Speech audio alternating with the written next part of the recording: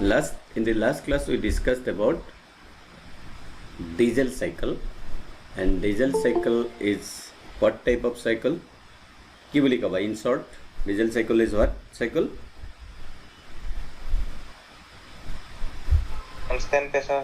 Constant pressure heat addition cycle.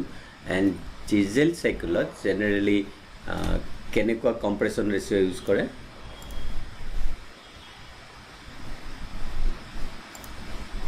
High compression ratio use কৰে হয়নে? So from 10 to 20 in কিছুমান কিতাপত লেখা থাকিব 11 to 22 লিখা থাকে আৰু auto সাইকেলত that means petrol engine or spark ignition engine 6 to 10 generally it is 7 to 9 hoy. So this is a very important question for interviews and also for short objective type questions. What is the range of compression ratio for petrol engine or spark ignition engine?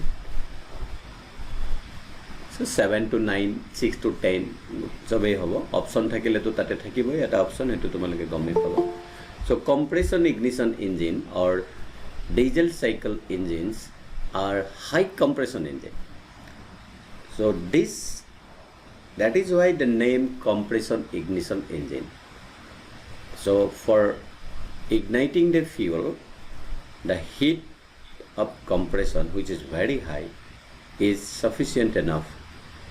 But in spark ignition engine, compression is very less. So in that case, we need a spark to initiate the combustion process, which we call the ignition process. Ignition. So another important question is diesel or high compression ratio. Condition hol ki যদি আমি দুইটাক একে compression রেশিওত consider করো সে 7 then কার efficiency বেশি হ'ব সব petrol বেশি হ'ব so that is the condition but for diesel engine we can adopt high compression ratio and that is why we can get more efficiency from diesel engine because of the compression ratio. Now what is the issue with high compression ratio in spark ignition engine? Rakesh, Hirok kwa high compression ratio jodi ami petrol engine ot law ki problem hobo na janno nehale kobo pariba sir yes sir high compression jodi law petrol engine ot se spark war agote mane fuel to sir mehi hoy jabo burn hoy jabo mane ha যদি petrol engine নো petrol তো আমি spark ignition করো না তো মানে বেশি হাই compression স্পাৰ্কৰ আগতে পেট্ৰোলটো মানে হেই হৈ যাব কম্বাসন হৈ যাব তাত সৰফৰাজ আহমেদ হয় স্যাৰ হেতু কি বুলি কয় যদি স্পাৰ্ক হোৱাৰ আগতে ইগনিশন হৈ যায় স্পাৰ্ক ইগনিশন কি বুলি কয় তাক মোৰটো স্যাৰ ৰাইট হৈছে নে তোমাৰটো ৰাইটটো হৈছে আধা হৈছে মই নেক্সট পাৰ্টটো মই সৰফৰাজক সুধিছো সুপ্ৰীতম সিং স্পাৰ্ক হোৱাৰ আগতে যে হাই কম্প্ৰেছনৰ কাৰণে স্পাৰ্ক ইগনিশন ইঞ্জিনত যদি ইগনিশন হয় হেতু কি বুলি কয় এটা টাৰ্ম আছে ইউজ পাৰ্টিকুলাৰ নকিং কৰিবি হা knocking Rupan Singh ৰংধন Bijit Gogoi auto ignition good so that is called auto means joakali to moi bahut stress di koisu etu word auto ignition that means we are not igniting but the fuel get ignited that is why it is called auto ignition auto means ketia ignition hobo lagisil when the spark is initiated before that automatically because of the high compression the ignition takes place.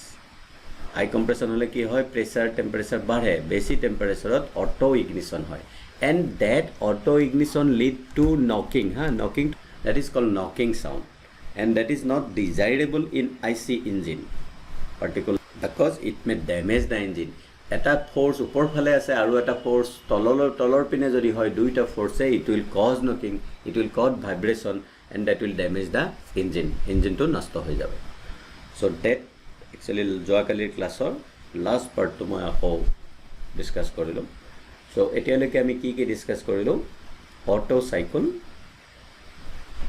constant volume cycle which is used for spark ignition engine and the combustion takes place at constant volume and in diesel cycle which is applicable in case of compression ignition engine and combustion takes place at constant pressure and compression ratio is very high in diesel engine and compression ratio is low in auto cycle or petrol engine.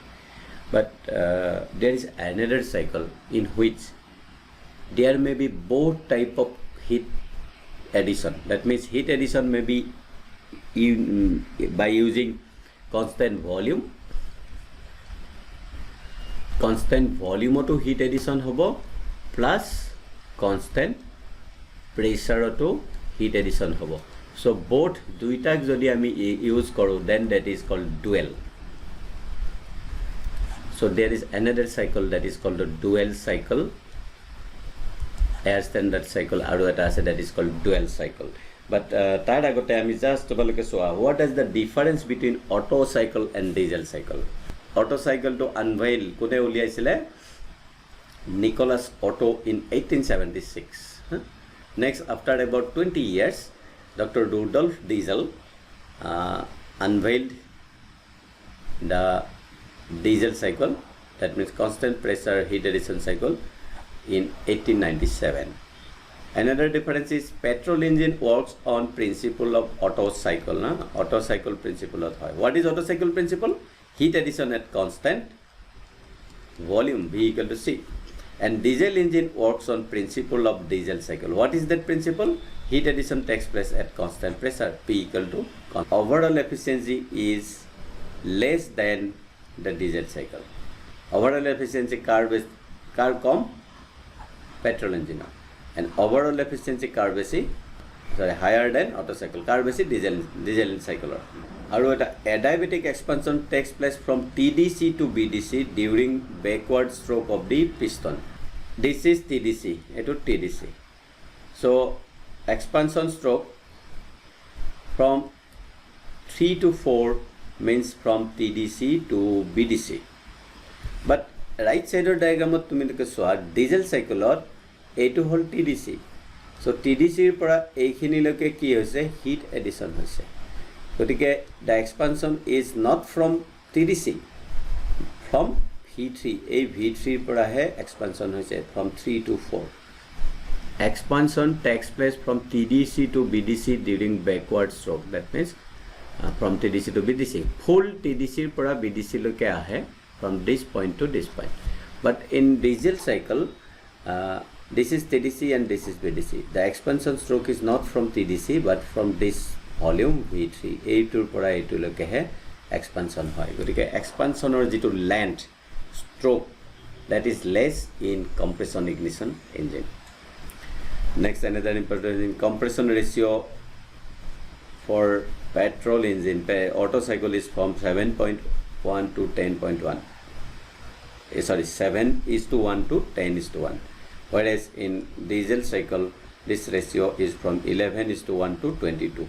আমি কৈছিলো 10 to 22 but কিছুমানে কয় যে 11 to 22 আৰু ইয়াত কৈছিলো আমি 6 to 10 but it may be 7 to 10 also. Again, higher thermal efficiency. Higher thermal efficiency car thake auto cycle under what condition? Same jodi compression ratio hoy under that condition it is so. So next slide. So now today we will discuss about dual cycle. This is also called semi diesel cycle. That means adha kini diesel cycle aru adha kini auto cycle. তুমি যদি আমি যদি এই ডায়াগ্রামটো PV diagram চাও, you just observe from 1 to 2 that is same isentropic compression process 1 to process 2. From 2 to 3 that is heat addition at constant volume. So this is Q in 1 দুবার heat addition হয়. Again 3 to 4 this is heat addition at constant pressure Q in 2 বুলি ধৰা so heat is added first at constant volume then at constant pressure and after that there will be same expansion isentropic expansion and heat rejection at constant volume. So what is the difference of dual cycle? Dual cycle is combination of Otto cycle and diesel cycle. Heat addition takes place কেনেকৈ হয় heat addition both at constant volume এইটো second to hole তোমাৰ TS diagram first to hole PV diagram this is PV diagram TS diagram so এইটো তোমালোকে details বহুত বেছি নালাগে but you should know what is dual cycle. Dual cycle is a cycle in which heat addition is accomplished both at constant volume and at constant pressure. That is why the name dual. It is also called semi-diesel cycle, not 100% diesel cycle. All of এইখিনিৰ পৰা যদি চাওঁ আমি this is diesel cycle আৰু এই পাৰ্টটো যদি আমি চাওঁ this is Otto cycle. So dual cycle this is combination of this or these two. So যদি আমি ফৰ্মুলা চাওঁ আগৰ দুইটা ফৰ্মুলা আমি ডিসকাস কৰিছিলোঁ ইয়াৰ ক্ষেত্ৰত কি হয় efficiency of dual cycle efficiency কিমান 1 minus this প্ৰথম পাৰ্টটো যদি চাওঁ this is for এখিনি কি হৰ আছিলে for Otto cycle efficiency আৰু second পাৰ্টটো হ'ল that is for dual cycle হোৱাৰ কাৰণে আৰু ইয়াত this is alpha rho to the power gamma minus 1 divided by alpha minus 1 plus gamma alpha rho minus 1 না তোমালোকে ফৰ্মুলাটো টান পাইছে একো নালাগে জেনাৰেলি ইয়াৰ পৰা তোমালোকৰ প্ৰবলেম সলভিং নাহে rho is cut off ratio কতিয়া হৈছে at this point cut off ratio হৈছে কৰ পৰা কলৈ এটোৰ পৰা so this is v4 by v3 again v3 equal to v2 এটো যদি তুমি চোৱা v3 equal to v2 so this become cut off ratio then another term that is alpha that term is explosion ratio that is called explosion ratio and this ratio is not on volume this is ratio is for the pressure p3 by p2 what is p3 this is p3 divided by p2 this ratio is called explosion ratio Joule cycle or Brayton cycle so gas turbine works on Joule cycle or Brayton cycle just look at the PV diagram starting from 1 to key process obviously kya question 1 to 2 key process okay good isentropic compression because it obeys the law PV to the power gamma equal to constant so 1 2 is isentropic compression then 2 to 3 key the constant pressure heat addition hobo good constant pressure heat addition tumi constant pressure koleo hobo jehetu ami etia leke moi koa nai but this is heat addition at constant pressure q in boli ami kolo bisojit hendi koa process 3 4 to key process adiabatic expansion okay adiabatic koleo hobo isentropic koleo hobo so 3 4 obeys the law PV to the power gamma equal to constant that means adiabatic or isentropic expansion 3 to 4 Gitasri question 4 to 1 key process sir eto constant volume heat rejection na hello swa PV diagram swa constant volume hoy janu oh sir constant pressure hobo constant pressure heat rejection so this is constant pressure heat rejection so the cycle repeats so Joule cycle or Brayton cycle consists of 4 processes and there are 2 isentropic processes one is compression and the other is expansion and there are 2 heat interaction process one is heat addition and one is heat rejection and both heat addition and heat rejection takes place at constant pressure so what is the difference between diesel cycle and this cycle Jiban Jyoti Bora Vedanta Borua koa sir volume heat rejection Vedanta Borua sir diesel সাইকেলত sir volume constant থাকে heat rejection হয় Good. আৰু joule সাইকেলত pressure constant থাকে heat rejection হয় Good. So difference is in heat rejection process, হয় নে? Auto চাইকেলৰ লগত কি ডিফাৰেন্স পাইছা বেদান্ত বিকাশ এইটো চাইকেলৰ অটো চাইকেলৰ লগত ডিফাৰেন্স কি পাইছা হেল্ল' অঁ অটো চাইকেলৰ লগত এই চাইকেলটোৰ ডিফাৰেন্স কি পাইছা ছাৰ অটো চাইকেলত হিট এডিশ্যনটো কনষ্টেণ্ট ভলিউমত হৈছিলে গুড এইটো এটা ডিফাৰেন্স কনষ্টেণ্ট প্ৰেছাৰত হৈছে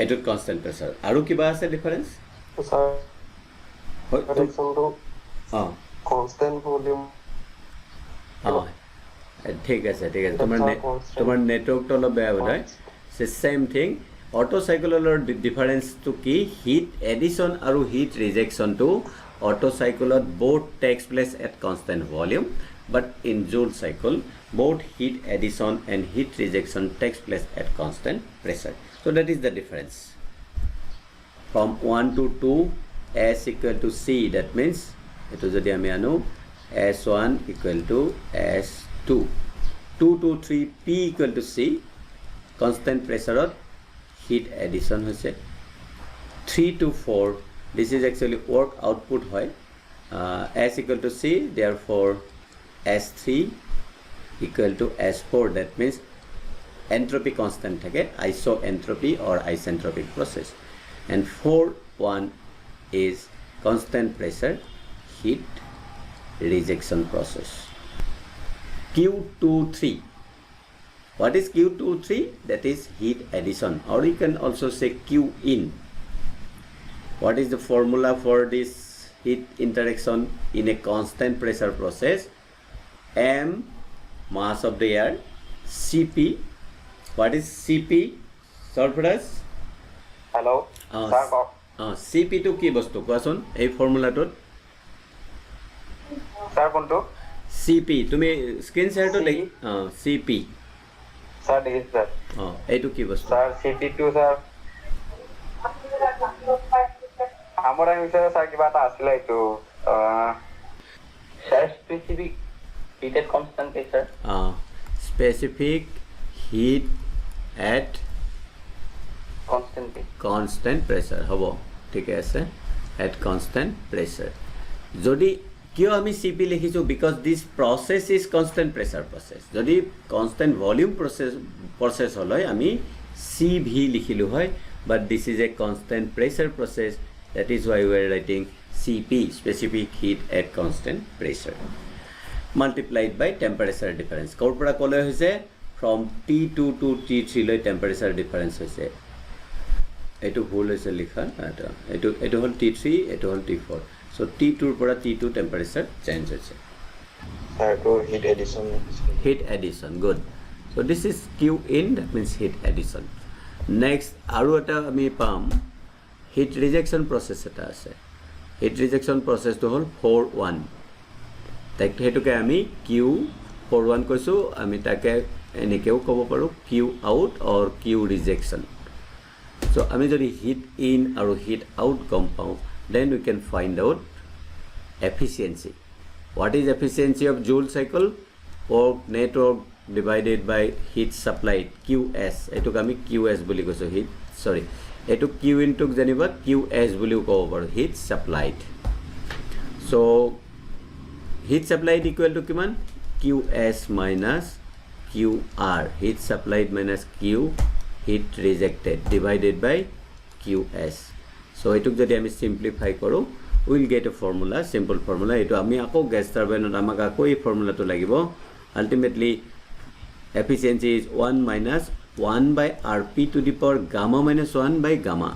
আমি air standard efficiency of auto cycle কি পাইছিলো 1 minus 1 by Rc to the power gamma minus 1.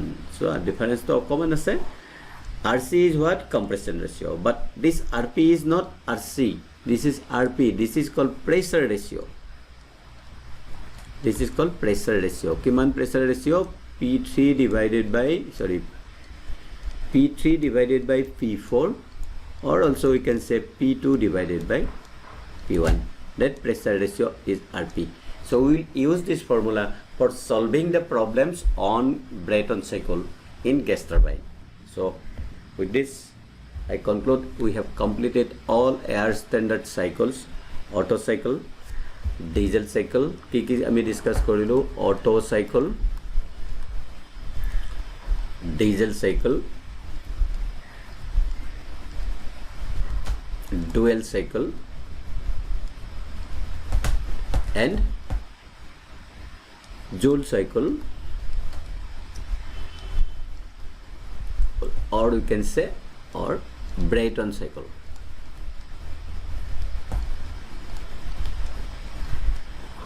So this is used in spark ignition engine, diesel Otto cycle principle to use হয়, diesel cycle compression ignition engine etu use হয়, dual cycle generally both etu use rare হয়, special engine use hobo, Joule cycle or Brayton cycle is used in gas turbine. We discussed about the efficiencies of all this, and we have got that the efficiency of Otto cycle is more than efficiency of diesel cycle if the compression ratio is same.